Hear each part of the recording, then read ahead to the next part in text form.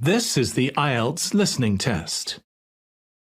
You will hear a number of different recordings and you will have to answer questions on what you hear. There will be time for you to read the instructions and questions, and you will have a chance to check your work. All the recordings will be played once only. The test is in 4 parts. At the end of the test, you will be given 10 minutes to transfer your answers to the answer sheet. Now turn to Part 1.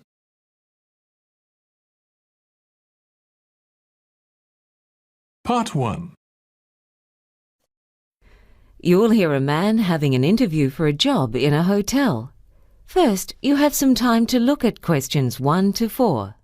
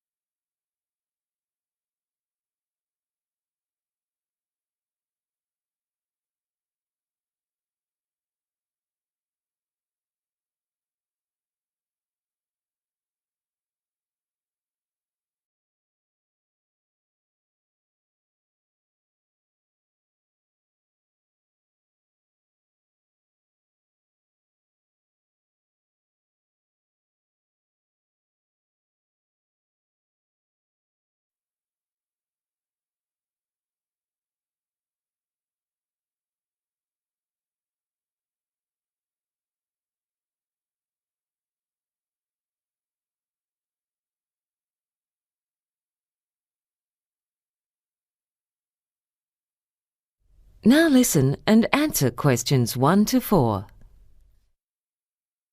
Good morning, Mr. Peters. Please come in and have a seat. Thank you.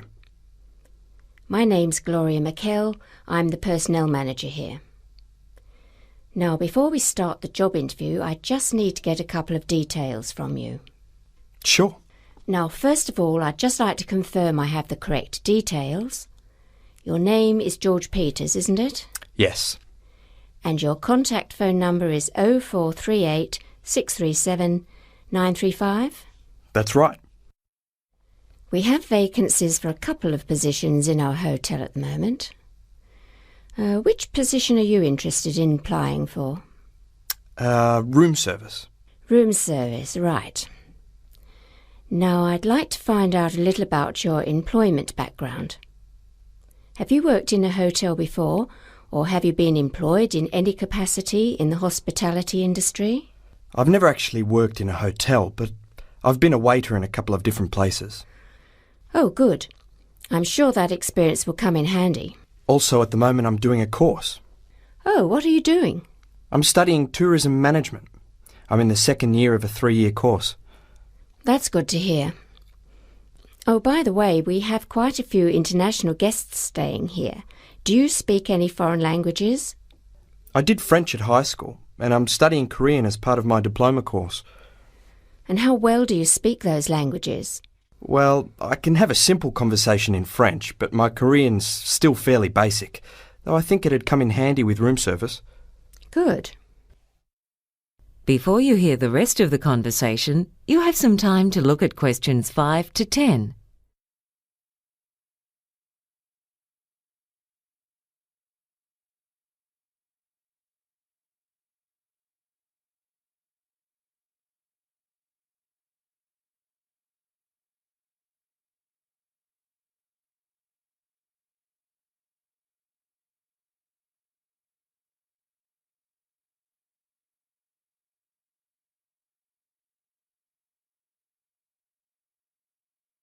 Now listen and answer questions 5 to 10. Well, I've asked you a number of questions. Now I wonder if there's anything you'd like to know about the position or about the hotel. Could you tell me what the duties are of doing room service? I mean, I've got a vague idea, but it'd be good to know exactly what it involves. Yes, of course. In fact, your duties would not be limited to room service. There are a few extra things that are now part of the job you're applying for. For instance, the porter used to carry guests' bags to their rooms, but his position has been abolished and that would now be your responsibility. Unlike a waiter, you don't take their orders for food. The kitchen staff does that by phone.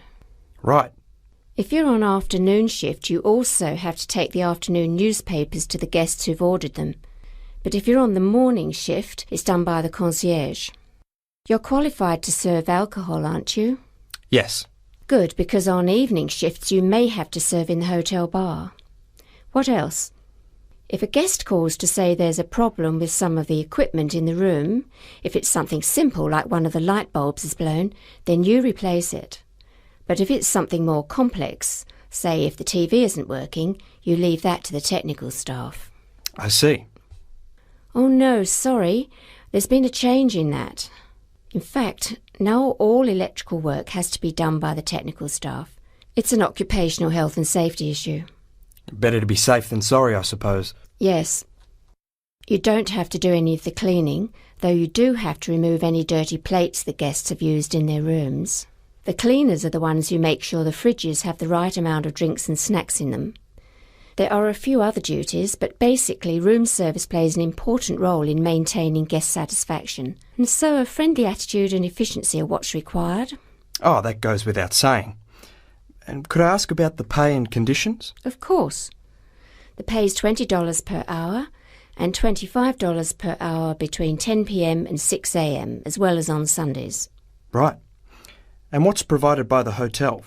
For instance, I suppose there's a uniform to wear? Yes, the hotel provides the jacket and trousers. However, you'd be responsible for doing your own laundry. Uh-huh. Oh, yeah, what about transport? Like, if we finish a shift around midnight, does the hotel pay for taxi fares to get back home? We used to do that, but now instead we allow staff to park for free on the premises. It can be very hard finding a parking space on the street around this area. Yeah, I had trouble getting a spot when I came here today. Yes, it's a busy area. I might just add that we pride ourselves on having a well-trained staff, so it's a good thing that you're doing your diploma. Yes, it's been a very interesting course so far. Good. Oh, one other thing, we also pay for medical insurance for all our employees as an extra incentive for working with us. Oh, that's good. And until recently, we provided one meal per shift as well, but that's been discontinued. Right. Well, I think that's all then. I'll give you a call later in the week and we can talk further. Uh-huh. Well, thank you very much.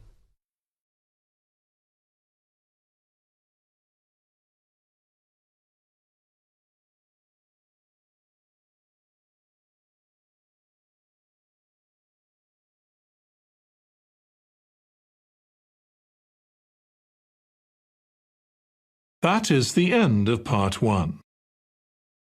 You now have 1 minute to check your answers to part 1.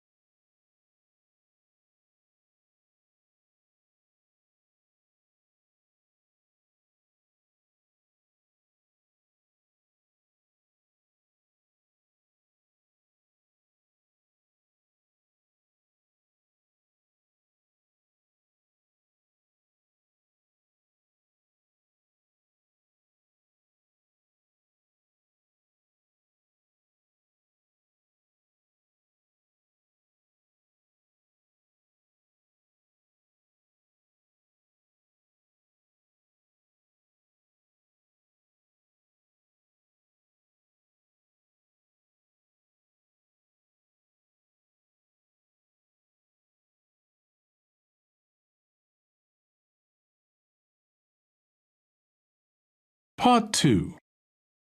Timothy Curtin is an officer at the Department of Immigration. You will hear him talking to foreign students at a business college regarding visa regulations. First, you have some time to look at questions 11 and 12.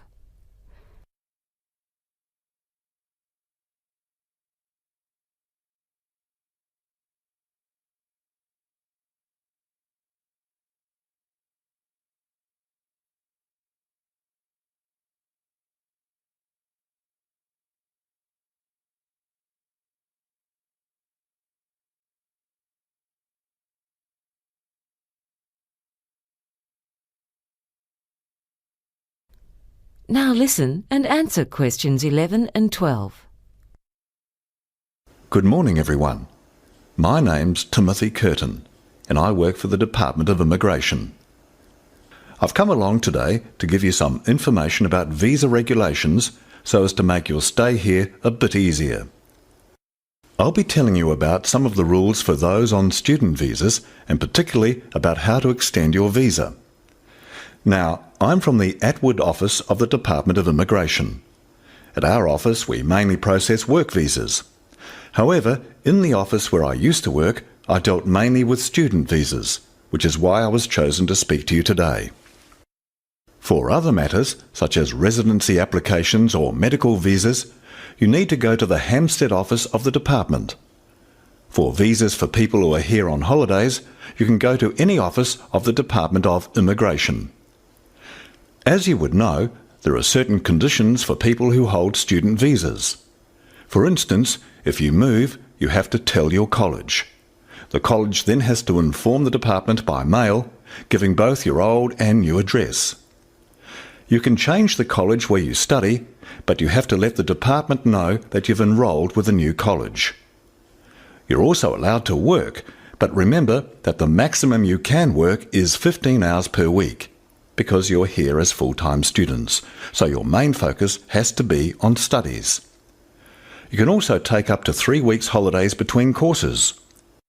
If your marital status changes, you have to inform the department and provide us with a copy of the marriage certificate within a month of the wedding.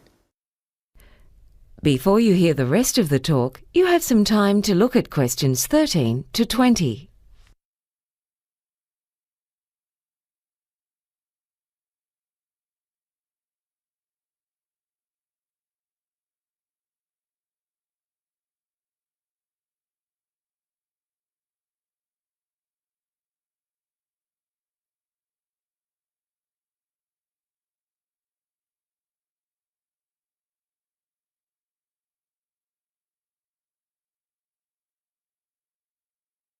Now listen and answer questions 13 to 20. What I'd like to do now is go through the steps you have to follow when you want to extend your student visa, because a lot of students have to do that at some point while they're in this country. The first thing you have to do if you want to extend your visa is to pay for the next course you're planning to take. As you know, all courses have to be paid in advance. The course itself has to be of at least 4 months' duration, and you are advised to submit your visa application at least 2 months before the course is due to commence if possible. You need to keep a copy of the receipt of payment and send us the original. We advise that with all the documents you send us, that you keep photocopies for yourself, just in case any go missing. You'll also have to get a letter from the college you've been attending, which states your attendance record at that college. You already know that one of the requirements of a student visa is that you turn up to a minimum of 75% of your classes. If you've been absent for more than 25% of classes, you'll have to provide medical certificates stating that you were ill and unable to attend classes on those days. You then need to fill in a form to extend your student visa. That's Form 726C. You can obtain one by visiting any branch of our department, or else you can access it on the internet. At the end of my talk, I'll be handing out a brochure that gives our website address, as well as the addresses of department offices throughout the country. On top of that, you'll also need to be able to show that you have the means to support yourself while in this country. It's been estimated that the average student needs $15,000 a year to live on. And for that reason, you'll need to prove that you've got at least $6,000 in a bank account. It's got to be a bank account in this country, so $10,000 in a foreign account is of no use. Of course, your passport has to be still valid. And what else? Ah, yes. Then you'll need 3 passport photos. Make sure they are fairly recent photos. You then take all these documents and the form down to the immigration office, along with your passport. As you can see, there's quite a lot to do, so don't leave it till the last minute. You've got to lodge your application, along with all the documents, at least 3 weeks before the old visa expires. You have to pay for the visa application too, and that money's non-refundable. You can pay by cash, credit card or cheque. Oh, by the way, it'll cost you $325 to apply for an extension of your student visa. Wait, let me check that. Oh, that's right, it's gone up to $435. Then it'll take about a week to process your application. But we also have to make allowances for weekends and public holidays, and at times we have heavy workloads, so it may take as long as 12 working days before you get a reply. You might hear from us before that, but don't contact us before that period of time has passed. There may be a few things we need to ask you about before granting a visa, so there's a chance you'll be invited to an interview just so that we can check up on anything. But we'll let you know if we think that's necessary. Don't worry, if you can't remember all these things I've been talking about, they're all on Form 726C. Well, I think that's about enough from me. Now, do any of you have any questions?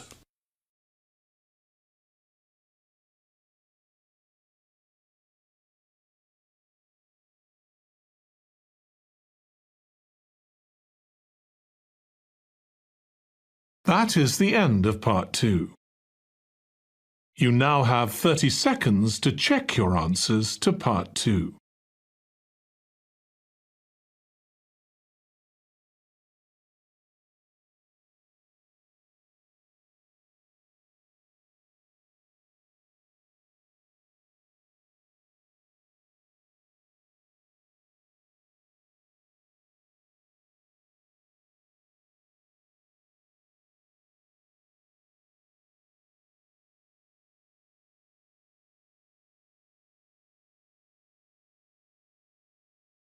Part 3. You will hear two marketing students, Maggie and Mike, talking to their teacher about a seminar presentation that they are preparing. First, you have some time to look at questions 21 to 24.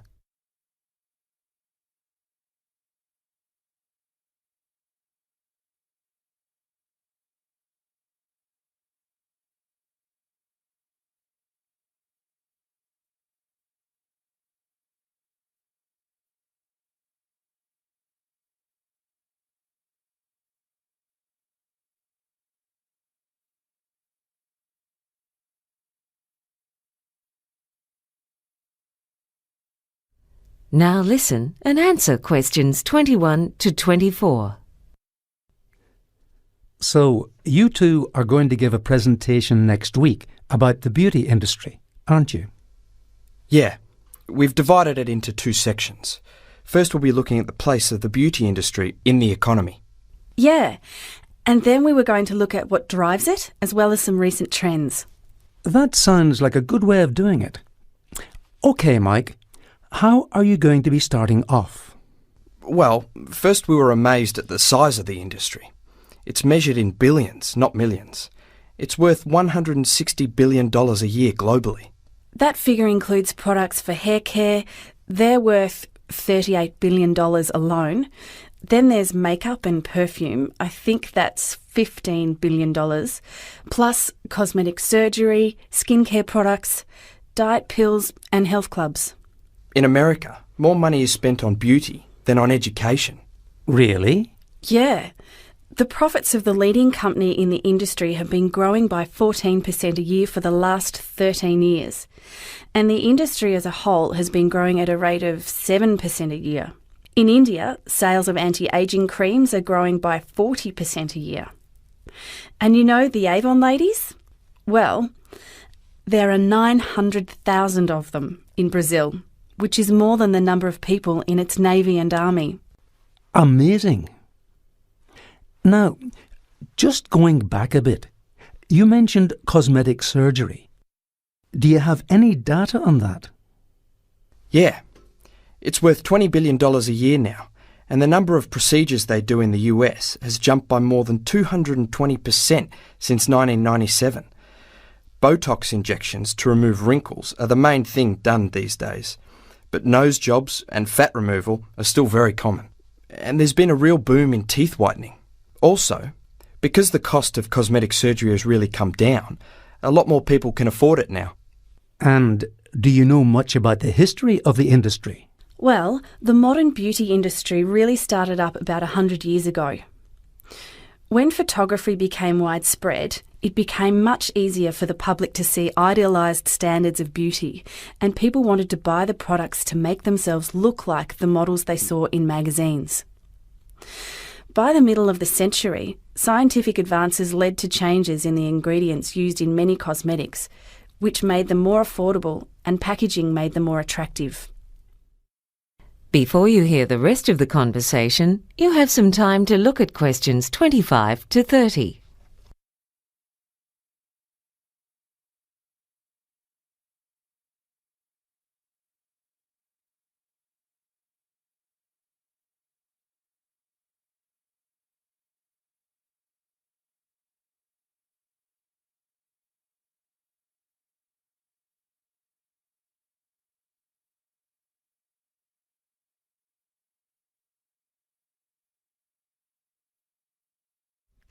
Now listen and answer questions 25 to 30.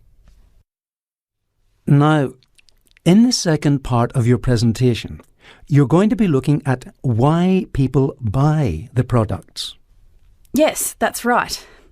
This area is a bit more subjective, and Mike and I disagreed on a few matters. Well, marketing is a hit and miss affair, and it's true what they say, that only half of any marketing budget achieves the desired result. I think that's an exaggeration, don't you? Anyway, there are powerful forces at work in the beauty industry because when it comes down to it, there's no avoiding the fact that it's all about image and that this industry is so successful because it preys on people's hopes and fears. Oh, that's a bit harsh, isn't it? It's only natural to try to look your best. Well, the guy who founded Revlon called the whole business hope in a jar. Did he? Well, that's a nice way of putting it.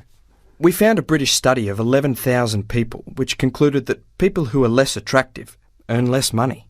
And that was the case no matter whether they worked as secretaries, in sales or as executives. And why do you think that's the case? Well, I reckon one reason is because attractive people have higher expectations and are less willing to put up with being treated badly. Yeah, but there are plenty of good-looking people with low self-esteem who do let others walk all over them. I think what it comes down to is that people in general treat good-looking people well, and it starts young. Even 3-month-old babies smile longer at faces that adults find attractive. So, who judges what's beautiful and what isn't? We didn't really go into that, but it seems that perceptions of beauty are connected to health and fertility. In some places, people go for shiny hair. In other cultures, women use mascara to make their eyes look bigger and to give themselves a younger look. But a universal indicator of being young and healthy is to have clear skin. And that's why so much money is made from skin cleansers, moisturisers, facial creams and so on. Well, there are certainly plenty of tricks to this trade. Yeah, and most of them aren't new tricks at all.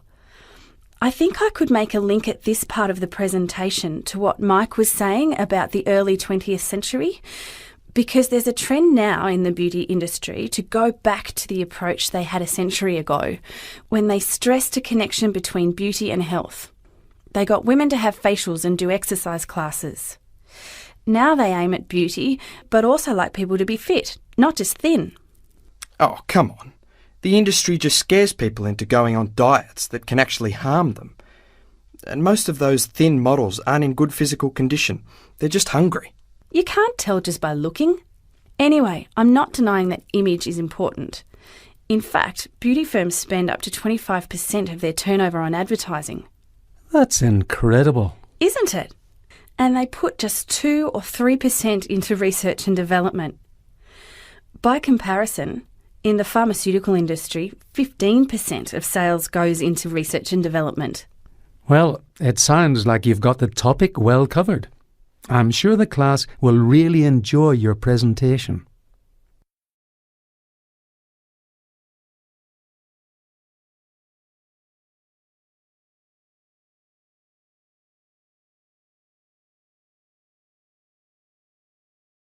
That is the end of part 3. You now have 30 seconds to check your answers to part 3.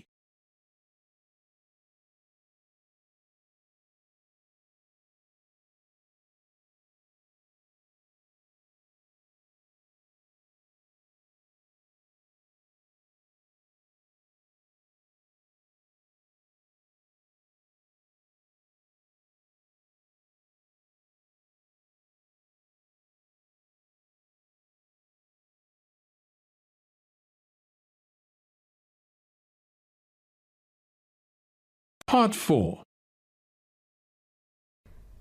You will hear a talk by an archaeological scientist on her latest research. First, you had some time to look at questions 31 to 40.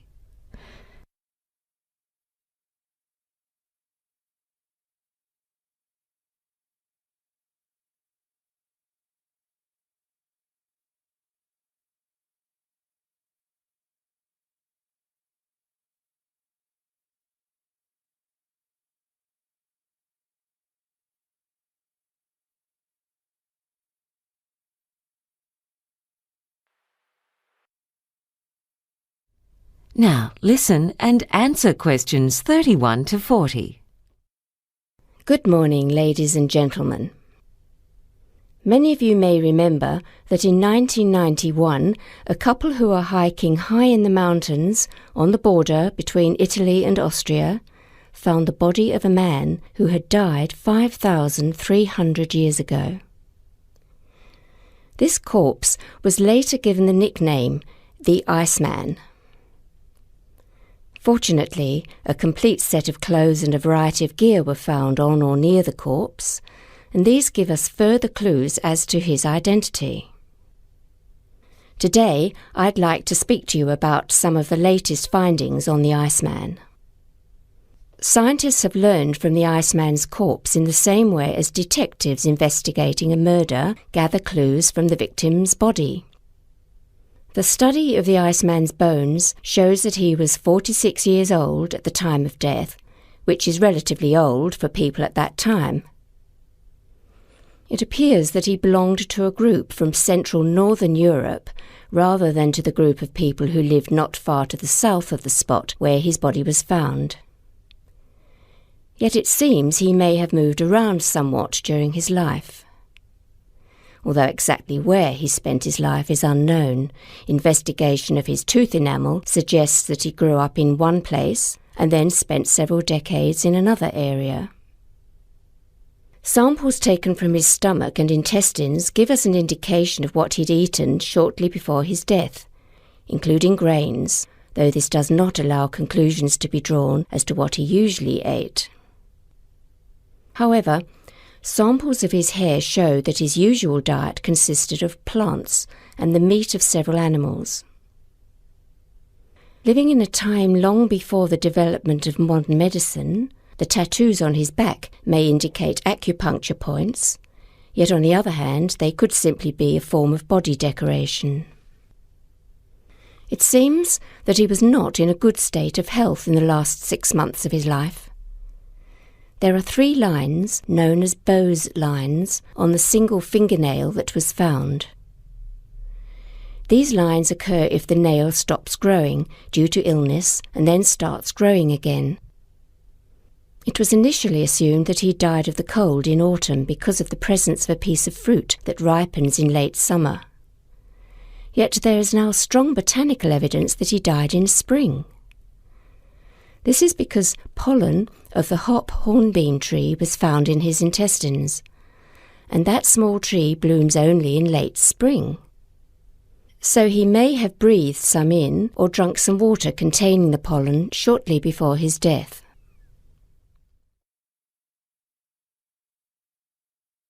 So what else do we know about the Iceman? He ate a primitive form of wheat, which was baked into bread on an open fire. Although leaves of moss were found in his intestines, it appears that moss was not part of his diet, but had probably entered his mouth by accident. In those days, the local people had no paper bags or plastic wrapping, and so used moss to pack food in. Moss was a very versatile plant with different varieties that grew far to the north, being used by the Vikings as toilet paper. The equipment found around the body gives us many clues as to his way of life. He was well prepared for climbing through the mountains. He had a jacket made from deer hide and goat hide, and a pair of shoes made from the skin of both goat and bear, and then insulated with plant material. Over the top of it all, he was wearing a cape made from grass and bast, which is made from bark. This could give us a clue as to his occupation. In fact, this cape resembles capes still worn by shepherds in the Balkans, and the site where he was found is near an area where shepherds traditionally take their flocks in summer. Yet the theory that he was a shepherd has little else to support it. It's been proposed that he was a hunter, due to the fact that he was carrying a bow and some arrows. Some earlier ideas that he was a warrior or a trader of flint have been abandoned for lack of any supporting material. The Iceman was found lying on a large rock, and so it was believed initially that he had fallen asleep on the rock and then died. However, the consensus now is that he died nearby and then floated into that position during periods when the ice thawed. There are several indicators for this. First, the awkward position of his left arm. Second, the position of his right hand, which was stuck under another rock. Third, the missing outer layer of skin. And the fact that some of his belongings were a few metres from the body. Despite these interesting findings, there are still many things that we don't know about the Iceman. What was he doing up there high in the mountains, apparently by himself? Did he die from exhaustion and cold while running away from danger? We may never know exactly what the cause of death was, because this would require an autopsy, which has not been allowed as it would cause too much damage to the corpse. When the body was first removed, it was thought to be that of a missing mountain climber, and a number of people disturbed the site, wrecking a good part of the evidence in the process. But hopefully, with further research, we will be able to solve some of the mysteries that still surround the Iceman, who's already taught us so much about the way of life at that time.